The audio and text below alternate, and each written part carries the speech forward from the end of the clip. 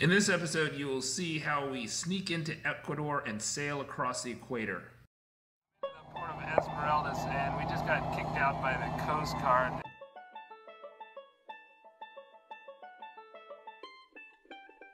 The Coast Guard did mention that there was an anchorage at Sua Beach, so we went the 25 nautical miles to anchor there that night.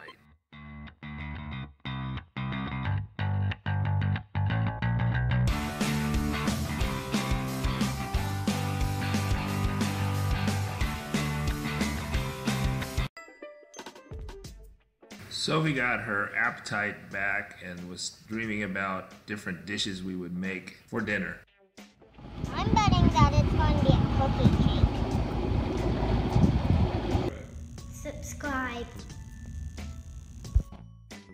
We anchored in the still waters just off the point and became an instant tourist attraction. We were low on fuel and wanted to refuel at Sua, but because we were not checked in and there were no ports of entry on the North Ecuadorian coast, we wanted to do it discreetly. In addition, it's illegal for foreigners to buy diesel and gasoline in Ecuador, except at a few marine facilities in the country.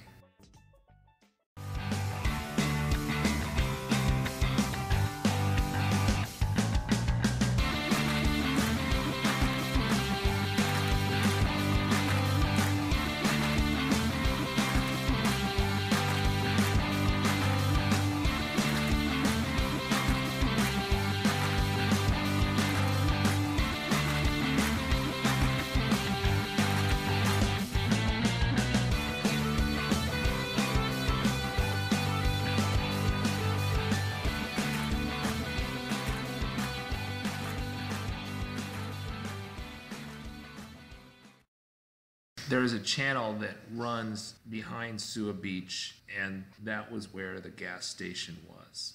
Unfortunately, the gas station had no diesel, but we did find a taxi who was taking us to the laundry and diesel in Atacames. The first gas station we went to did not have diesel, but we did find a taxi.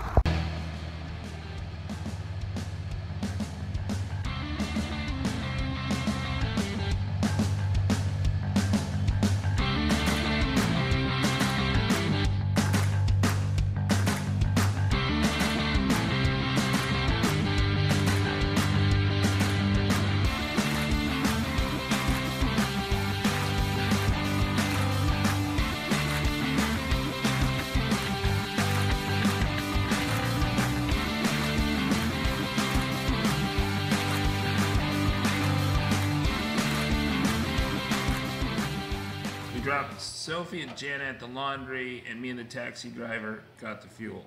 The prices at the pump, I thought they were in liters, not gallons, and I overpaid the taxi driver by about 5 times, or about $100. But since our shore excursion was so dodgy, you definitely don't want to underpay the guy that's buying the fuel, and for that price, all the taxi rides were free. I sent the taxi driver to wait for Janna and Sophie while I dinghied out to the boat. We would have spent more time on the beach, but a local police officer seemed to take notice of our little beach landing, and we thought it was time to push off while we were ahead.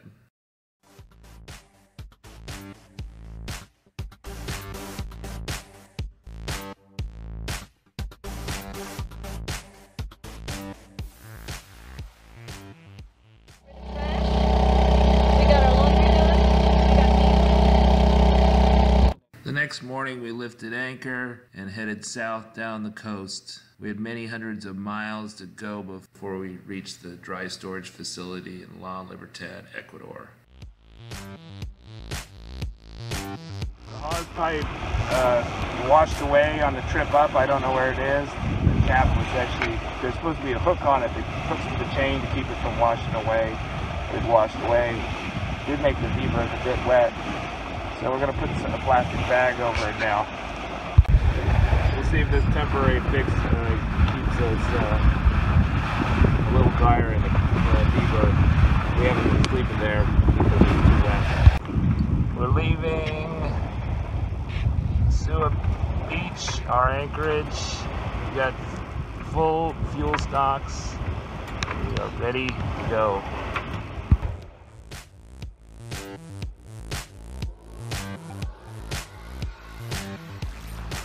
We spent 2 nights at Sua Beach. It was a hard slog getting to Sua Beach, and then we illegally bought fuel because extranjeros, foreigners, are not allowed to buy the subsidized fuel. But I feel pretty confident that the Ecuadorians came ahead on this one because I ended up paying 3 times the price at the pump for the fuel.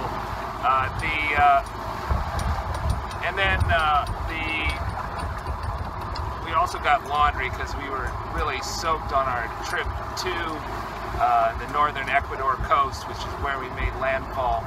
And we first made landfall at Esmeraldes. And then we got kicked out by the Coast Guard, even though the guide said we could probably stay there at anchor if we couldn't check in. And there was also a good chance we could have bought fuel, quote, legally there, but no dice for us. Other boaters have been luckier in the past. They said we should go 200 miles down the coast to buy fuel, and that didn't seem a good idea. One thing you might not realize is that the prevailing winds in this month, if you look at the pilot charts, are almost 80–90% coming to south or west, which is the direction we are going. And you know, one of the reasons why we tacked to Esmeraldes was to save fuel, but then our furling line broke, and then we motored into Esmeraldes, draining more fuel. So we were kind of caught in a catch-22, and so that's why we refueled here in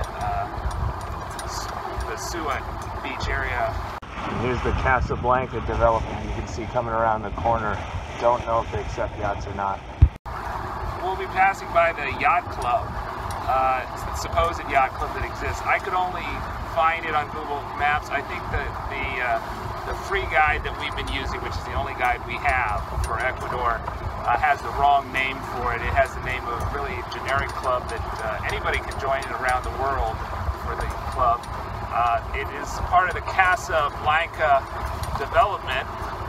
It's a White House development, and we are going to pass by that and probably see the boats. It's an open question whether they actually take transients and whether or not they would even allow us to go in if we had not formally checked in. I don't have any information that it is a port of entry the way that Manta, Bahia Carquez, or Salinas, La Libertad are ports of entry, which are hundreds of miles down the Ecuador coast against the prevailing winds and swell.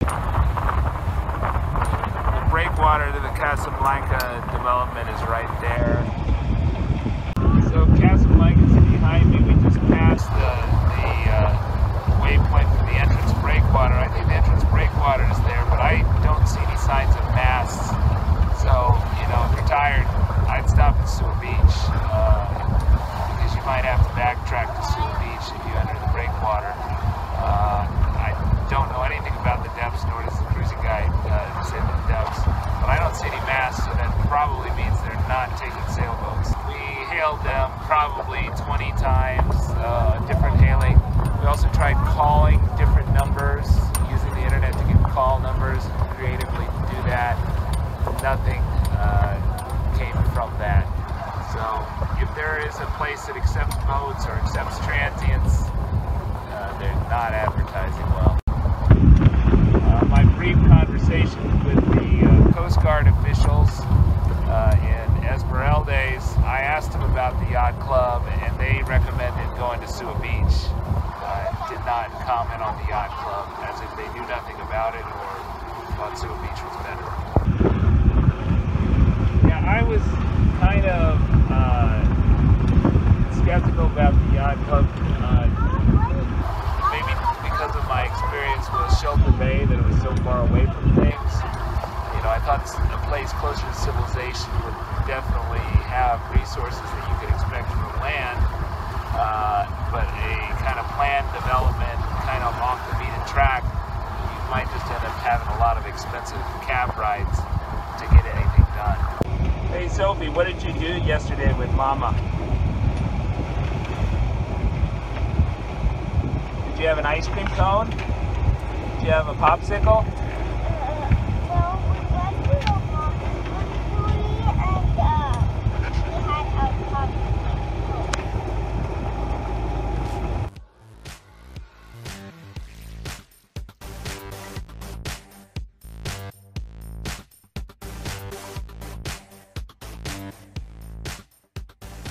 So for most of our trip from Panama City, we actually went to kind of the western portion of Panama. We found an island where they had a fuel barge where you can refuel, and we motor sailed most of the way across the Pacific to Esmeraldes. But one of the reasons why we tacked and started sailing was because the swells were really getting us down, and the wind was more directly on the nose of our intended course, and so we started tacking because we were making so little progress. Before we were making about 4.5 knots on the GPS, and we started making 3.5, and that's what we made on our way to Sua 2, 3.5. So very long slog. So that really takes down the fuel efficiency calculations, and so you're either going to have to hope that you can tack your way into it. The problem was, you know, the only tack that was available to us in Esmeraldes was a tack to the northwest, which is in the wrong direction. So even the favorable tack we'd already used to Esmeraldes, and we had to motor part of that way. Garmin and Navionics charts of this coast are really bad. Garmin doesn't even get the coastline right at all. So one of the good things was that we were so close to the coast, we were getting our cell phone signals from our expensive AT&T international plan, which costs $120 for 800 megabytes. I'm already 3 times over that, so we're paying $400 for AT&T. I'm paying $400 just for my phone to AT&T this month.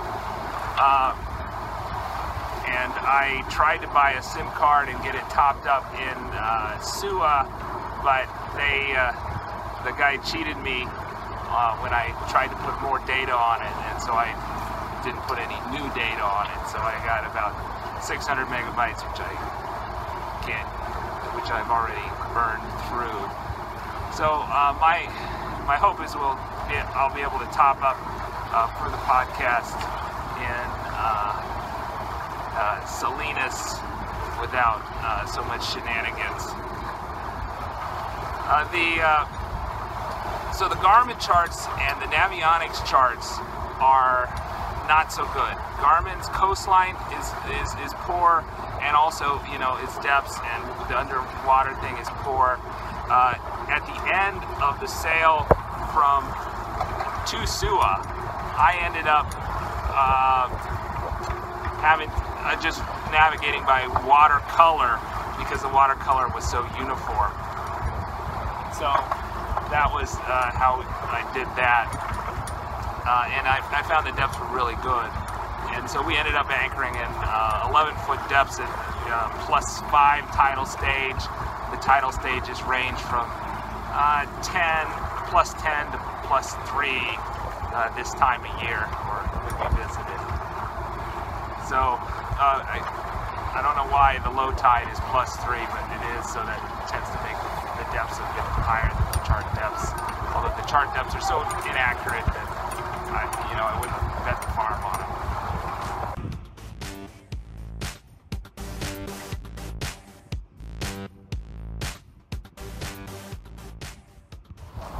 We're just rounding Punta Galera right now, and that is where the north coast of Ecuador falls away, and they just have a west coast, so it kind of rounds over after Punta Galera. Then you can head due south along the coast. But we might go offshore a bit to just get west. We've got about 1 degree of longitude, and at the equator, 1 degree of longitude is like 1 degree of latitude, about 60 nautical And then we also need to get 3 degrees of latitude south. We're about at 1 north. We need to get to 2 south. And so we really want to get south more than we want to get west, but we'll take what we can get. The more west we can, we have the more choices about whether we can head southeast or southwest. It would be unlikely we can head southwest because of the prevailing south-southwesterlies.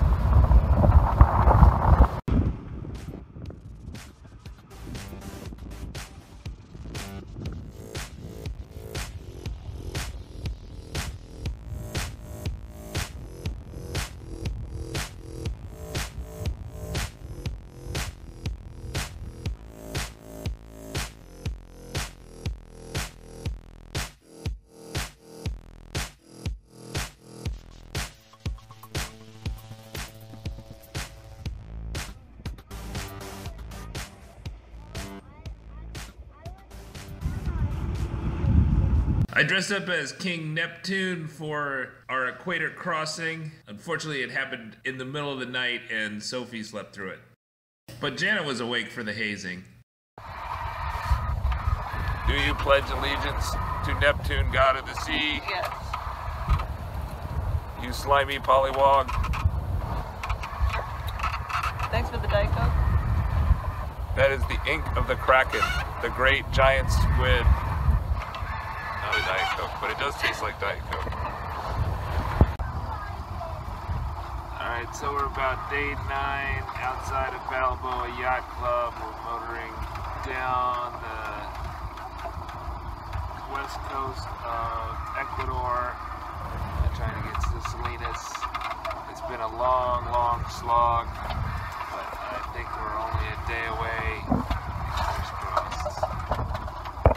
We just crossed the equator last night. We were visited by King Neptune, and we're looking forward to checking in La Libertad.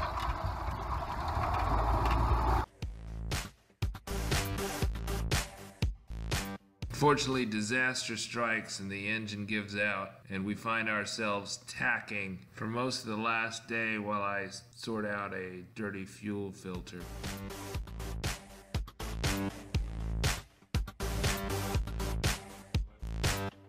You see it? Sticking up? Yeah, I see it.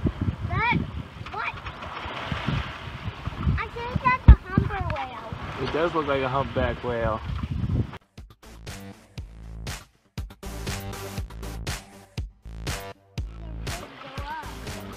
We do get the engine started right before we make it into La Libertad. We anchor overnight, and the yacht club picks us up in the morning. Marzo, abril, mayo, junio por ahí, frío, calor. Puede que mañana amanezca sol, así. Días variables, no es que hace demasiado frío. Entendido.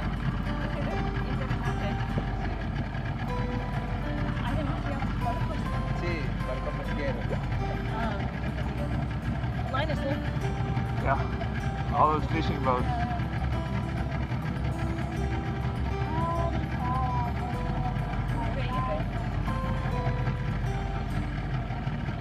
Tiene una refinería de petróleo.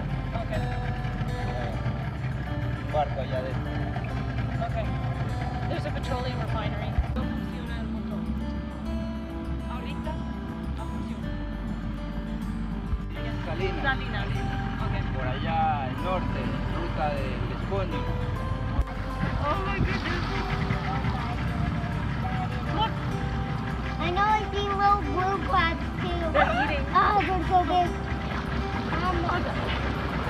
What? Ah!